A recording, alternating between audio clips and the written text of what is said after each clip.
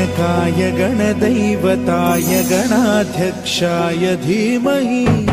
गुणशरीराय गुणमण्डिताय गुणेशानाय धीमहि गुणातीताय गुणाधीशाय गुणप्रविष्टाय धीमहि